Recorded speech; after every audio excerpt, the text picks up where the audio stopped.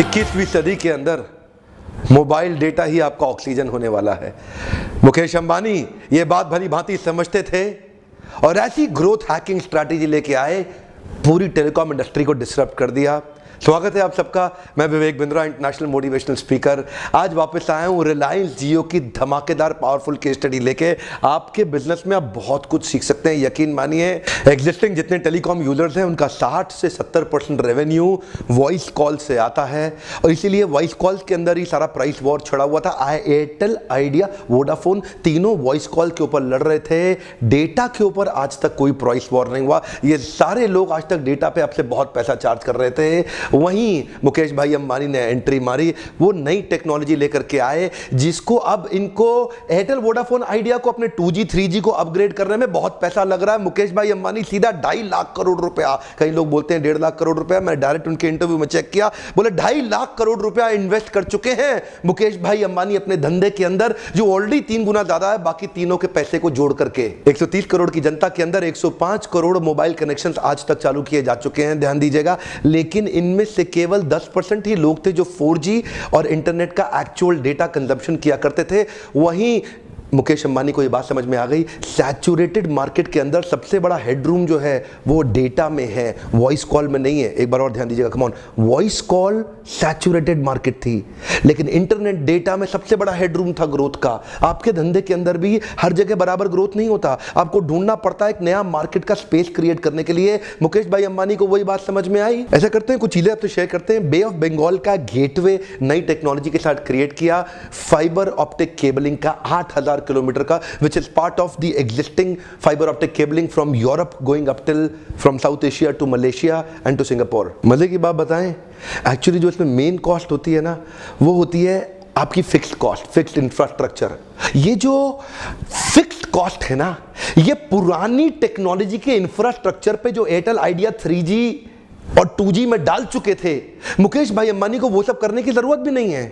उन्होंने पहले ही जो फाइबर ऑप्टिकल नेटवर्क की जो टेक्नोलॉजी के साथ एंट्री मारी है, इस फाइबर ऑप्टिक केबलिंग की जो स्पीड इस टेक्नोलॉजी से मिलती है जियो को, वो मिलती है which is close to about 40 terabit per second, which in comparison to the capacity of Airtel उसका 4 टेराबिट पर सेकंड भी नहीं है। इसका मतलब जो जियो की जो इंटरनेट स्पीड रहेगी वो 10 गुना ज्यादा रहेगी एयरटेल के अभी के एग्जिस्टिंग इंफ्रास्ट्रक्चर के मुकाबले। क्योंकि पुरानी टेक्नोलॉजी का 2G 3G 1G का कोई बर्डन नहीं था ना जियो पे, इसलिए it is the only company to have 4G spectrum in all 22 zones in our country, which in comparison to Airtel has only 15 zones. और आइडिया के पास 10, वोडाफोन के पास 8। फ्री कॉल है, फ्री SMS, फ्री रोमिंग, खाली डेटा का चार्ज कर रहे हैं, वो भी बिल्कुल रेवोल्यूशनरी प्राइस पे। श्वेत क्रांति, हरित क्रांति, अब आ गई है डिजिटल क्रांति। इंटरनेट की जो स्पीड दे रहा है ना, उसका लोहा मान रहा है आज देश।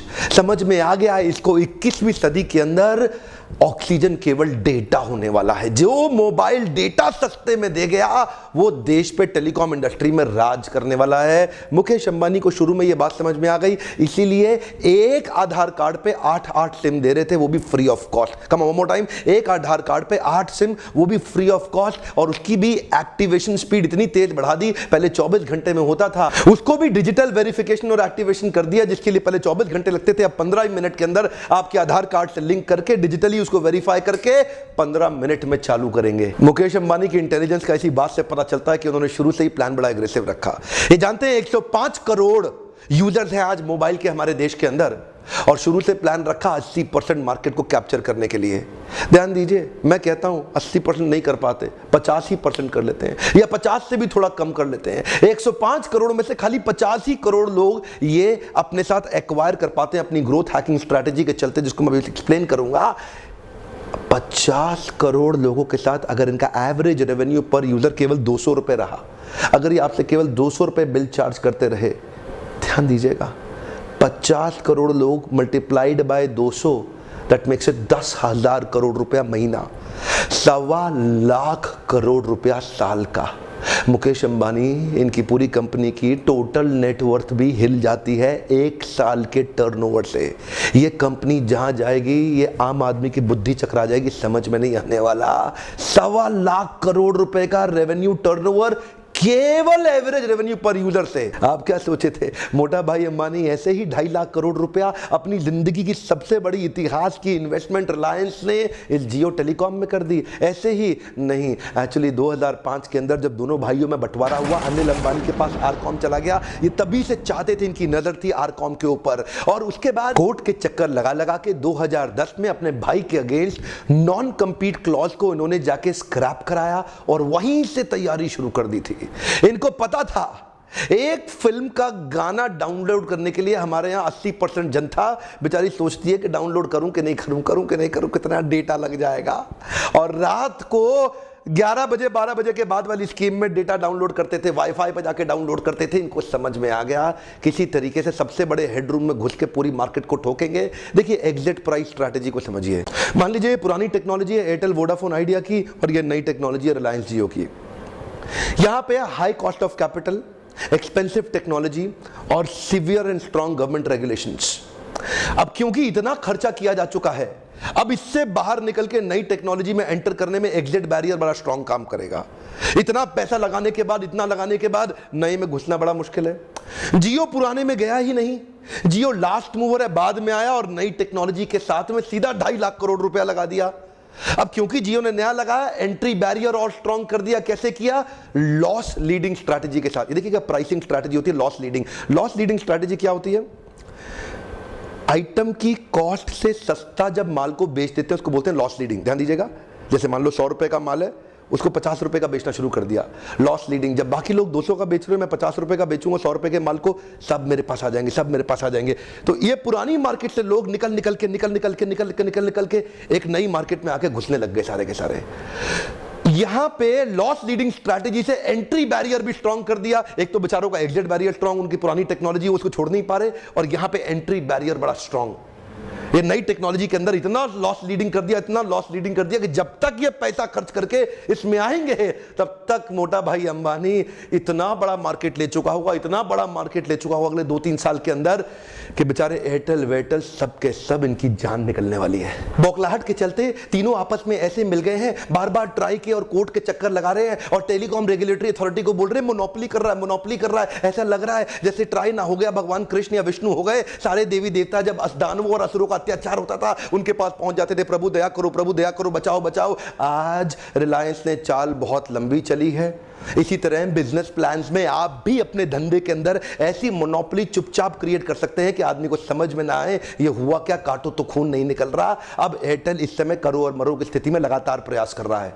इसको ना एक्चुअली मार्केट पेनिट्रेशन स्ट्रैटेजी भी बोलते हैं। इसका एक पर्पस होता है कि कॉम्पिटिटर को उखाड़ के जड़ से खत्म कर देना, कॉम्पिटिटर को बर्बाद कर देना। अब क्योंकि जब तक कॉम्पिटिटर उठ के नई टेक्नोलॉजी में एंटर करेगा, वो पीछे से एग्जिट नहीं कर पा रहा है क्योंकि उसका बहुत पैसा लगा हुआ है, इधर एंट्री नहीं कर पा रहा, जब तक करेगा भी तब तक यहां मार्केट सैचुरेट हो जाएगी। मुकेश भाई अंबानी पूरी तैयारी के साथ आए थे। सैचुरेटेड मार्केट के अंदर भी मोनोपोली क्रिएट की जा सकती है। मैं अपने लीडरशिप फनल में ऐसी केस स्टडीज की बहुत बात करता हूं। आप लोग आते हैं ना लीडरशिप फनल प्रोग्राम में, मेरा काम ही यही है, इन्हीं केस स्टडीज की मदद से हम आपके धंधे के अंदर सैचुरेटेड मार्केट में किस प्रकार से आप मोनोपोली क्रिएट कर सकते हैं और मोनोपोलिस्टिक सक्सेस फार्मूला क्रिएट करते हैं, और न केवल उतना कॉम्पिटिटिव एडवांटेज को सस्टेनेबल एडवांटेज में कन्वर्ट करते हैं। एक बार नहीं कमाना, जीवन भर कमाई की जा सकती है अगर आपको सस्टेनेबल एडवांटेज समझ में आता है। बहरहाल लाभ तो खाली कस्टमर का ही है, चाहे कुछ भी करो। ऐसे कंपटीशन आते हैं, कस्टमर की तो मौज हो जाती है क्योंकि कस्टमर का बड़ा फायदा है, और वो ही प्रोड्यूसर सक्सेसफुल होगा जो कंज्यूमर के हिसाब से सोचेगा। वो नहीं सफल होगा जो केवल अपने लिए सोचता रहेगा। ये बैरियर प्राइसिंग के साथ ना लोग क्या करते हैं, जैसे मुकेश भाई अंबानी ने किया, गन एंड बुलेट स्ट्रैटेजी अपनाई। इसको बोलते हैं रेजर एंड ब्लेड स्ट्रैटेजी, इसको बोलते हैं प्रिंटर एंड इंक स्ट्रैटेजी, इसको बोलते हैं गेमिंग एंड सीडी स्ट्रैटेजी। इसका मतलब क्या है? रेजर खरीदोगे ब्लेड खरीदने आना पड़ेगा, गेम खरीदोगे सीडी खरीदने आना पड़ेगा, प्रिंटर खरीदोगे इंक खरीदने आना पड़ेगा, मेरे से गन खरीदोगे तो बुलेट खरीदने आना पड़ेगा। ऐसा ही इन्होंने क्या किया, इन्होंने 4G के सिम पूरे देश में बांट दिए। अब मजबूरन लोगों को 4G एनेबल्ड मोबाइल खरीदने आना पड़ा। अब लोगों ने 4G का मोबाइल ले लिया, 4G का सिम मिल गया। दूसरे टेलीकॉम ऑपरेटर्स के पास, जिनके पास जहां जहां 4G नहीं था, देखते ही देखते उनका धंधा अचानक हिल गया, चौपट हो गया। अक्टूबर नवंबर के महीने में हमारे देश के अंदर, क्योंकि ये 4G टेक्नोलॉजी लेके आए थे, लोगों के पास 4G मोबाइल था ही नहीं। उस समय तक लोगों को, बहुत ही कम लोग थे हमारे देश में जिनके पास 4G मोबाइल था। इन्होंने क्या किया, फ्री में सिम बांटने शुरू कर दिए, ले लो भाई, ले लो, सब ले लो, सब ले लो, सब ले लो। अब लोगों को क्या हुआ भाई, 4G का मोबाइल खरीद के लेके आते हैं इसी चक्कर में, क्योंकि फ्री में मिल रहा है। अरे फ्री का डेटा है, इस्तेमाल करने के लिए नया मोबाइल खरीद के लाते हैं लोग। 4G का मोबाइल लेकर के आ गए, इन्होंने सिम कार्ड दे दिया डेटा इस्तेमाल करने के लिए। अब डेटा इस्तेमाल करने की आदत लग गई हमारे देशवासियों को। जो 150वें नंबर पे था ना देश मोबाइल डेटा को इस्तेमाल करने के लिए, वो आज टॉप 10 देशों के अंदर हमारा देश भारत आ गया मोबाइल डेटा के कंजम्पशन में। अचानक जियो के आते ही डेटा कंजम्पशन पूरे देश में आग लगा दी इन्होंने। अब लोगों को आदत पड़ गई। अब क्या है जी, आपके पास सिम आ गया, डेटा आ गया, अब आप 4G इस्तेमाल करेंगे। बाकियों की ऐसी तैसी हो गई, जो 4G बड़ी लिमिटेड जगह पे हैं, और है भी तो पूरा 4G है ही नहीं। एक्चुअली बाकी सारे के सारे कॉम्पिटिटर आप देखो, आपकी मार्केट के अंदर भी ब्रेक इवन एनालिसिस करने में लगे रहते हैं, नया धंधा चालू करते हैं। इन्होंने ध्यान ब्रेक इवन पे ज्यादा नहीं दिया, इन्होंने ध्यान दिया कस्टमर के परसेप्शन और बिहेवियर के एनालिसिस पे। कस्टमर का परसेप्शन बिहेवियर एनालिसिस पकड़ लो, वहां से धंधा एक बार मिल जाएगा तो सस्टेनेबल एडवांटेज बनाकर रिकरिंग रेवेन्यू मॉडल के साथ निकल जाएंगे। इन्होंने ग्रोथ हैकिंग स्ट्रैटेजी पे ध्यान दिया। ग्रोथ हैकिंग एल्गोरिदम 5 स्टेजेस के अराउंड रिवॉल्व करता है। इन 5 स्टेजेस को समझिए। पहला स्टेज है एक्विजिशन, दूसरा एक्टिवेशन, रिटेंशन, रेफरल और रेवेन्यू। एक्विजिशन के स्टेज में मार्केट के बड़े प्लेयर जैसे कि एयरटेल, वोडाफोन, आइडिया और एयरसेल, वहां से एक्वायर किया जाए अलग अलग चैनल से सारे यूजर्स को। और activation is when the user decides to take an action and use your product. वहीं पे लोग एक्टिवेट करना शुरू करते हैं। और इधर ही थर्ड स्टेज आ जाता है जिसको बोलते हैं रिटेंशन, जिसका जियो ने बाखूबी इस्तेमाल किया। दिसंबर में अनाउंस कर दिया extending of the free package till March 2017, जिसको बोला गया happy new year plan. Honeymoon period को एक्सटेंड कर देने से ये केक के ऊपर चेरी की तरह हुआ। और इसी के साथ रिलायंस जियो पहली ऑर्गेनाइजेशन बन गई जिसने 6 महीने तक free unlimited data, call, roaming services दी।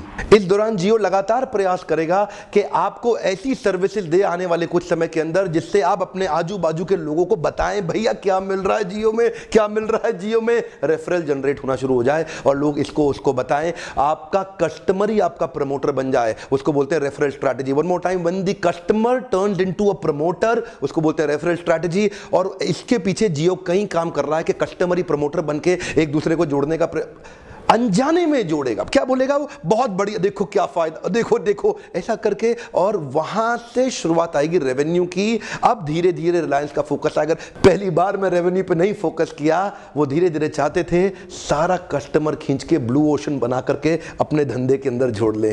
जाहिर सी बात है बाकी टेलीकॉम ऑपरेटर इस समय परेशान हो रहे होंगे, उन घबराहट के मारे अलग अलग चीजें। तो इस समय पहला चीज जो एयरटेल और वोडाफोन ट्राई करेंगे वो है customer retention pricing packages. Customer retention pricing packages में अभी वो आने वाली पैकेजेस के अंदर एक ऐसा भी पैकेज लेके आ रहे हैं जिसमें आप 2 साल का एयरटेल का नेटवर्क ले लो, वो आपको 4G वोल्टे फोन साथ में फ्री देंगे। कहीं इंडियन मोबाइल मैन्युफैक्चरर से उनकी बातचीत भी चल रही है जैसे इंटेक्स, लावा या माइक्रोमैक्स, जिसमें वो आपको साथ में 4G वोल्टे फोन भी फ्री देने को तैयार है अगर आप 2 साल का एयरटेल का सब्सक्रिप्शन ले लें। एयरटेल का यूजर बेस तो वैसे अभी भी बड़ा है रिलायंस जियो से, पर मामला इस समय करो और मरो का हो गया क्योंकि जियो कंटिन्यूअस इंप्रूवमेंट पे काम कर रहा है। आज तक जितना पैसा पिछले 20 साल के अंदर सारे टेलीकॉम ऑपरेटर्स ने मिला के नहीं लगाया, उतना जियो ने अकेले पिछले 2 साल के अंदर लगा दिया है। हालांकि जियो की करंट टेक्नोलॉजी 5G रेडी है, फिर भी रिलायंस जियो को अपने नेटवर्क पे अभी भी बहुत काम करना बाकी है। उनको अभी भी अपने नेटवर्क्स को बहुत इंप्रूवमेंट करना बाकी है